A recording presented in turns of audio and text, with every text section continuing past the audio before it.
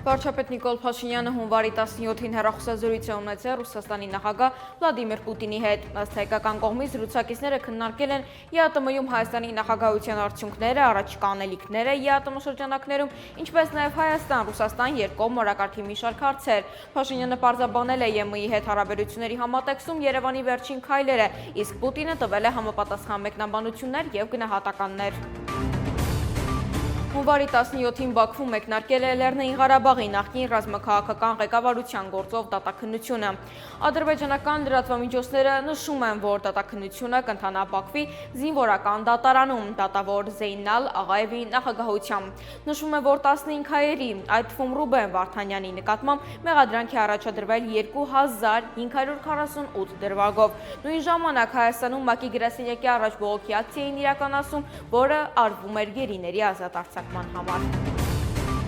Հունվարի 16-ին Հայաստանի և Ադրբեջանի սահմանին տեղի ունեցել երկու երկրների միջև պետական սահմանի սահմանազատման և սահմանային անվտանգության հարցերով հանձնաժողովի հանդիպումը։ Կողմերը համաձայնության են եկել սկսել սահմանազատման համալիր աշխատանքները հյուսիսային հատվածից Հայաստանի Հանրապետության, Ադրբեջանի և Վրաստանի սահմանների հատման կետից և այնուհետև հարավային ուղղությամբ, հյուսիսից հարավ մինչև Հայաստանի Հանրապետության և Ադրբեջանի Հանրապետության սահմանը Իրանի Իսլամական Հանրապետության հետ, ասված այս մասին պաշտոնական հաղորդագրությունում։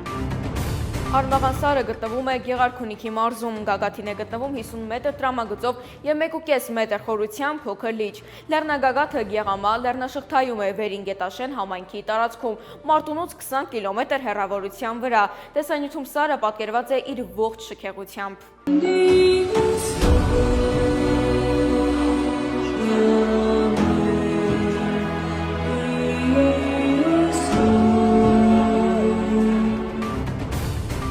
Հայաստանը հնագույն երկրներից է, որը կարելի է անվերջ ուսումնասիրել ու նոր բաներ բացահայտել, իսկ դուք ծանոթ եք այս հետաքրքիր փաստերին Հայաստանի մասին։ Как говорил Уинстон Черчилль, мой коньяк – это армянский. В Армении повсюду можно встретить фонтанчики с питьевой водой, а также, по словам местных, воду можно пить прямо из крана, ведь она течет прямиком с гор. Первая христианская страна в мире – это Армения. В 301 году стала первой страной, которая приняла христианство в качестве государственной религии, обогнав даже Римскую империю. В Армении находится самая длинная пассажирская канатная дорога, которая занесена в книгу рекордов Гиннесса. Многие фрукты называются по месту своего происхождения или странам. А вот абрикосы в Европе долгое время называли армянскими яблоками или армянскими сливами, так как распространились они там именно из Армении. В Византии было 20 императоров армян, а лингвисты называют армянский алфавит одним из 3 самых совершенных в мире, вместе с грузинским и корейским. Обязательно напиши в комментариях один самый интересный факт об Армении, который никто не знает. А это искатель фактов.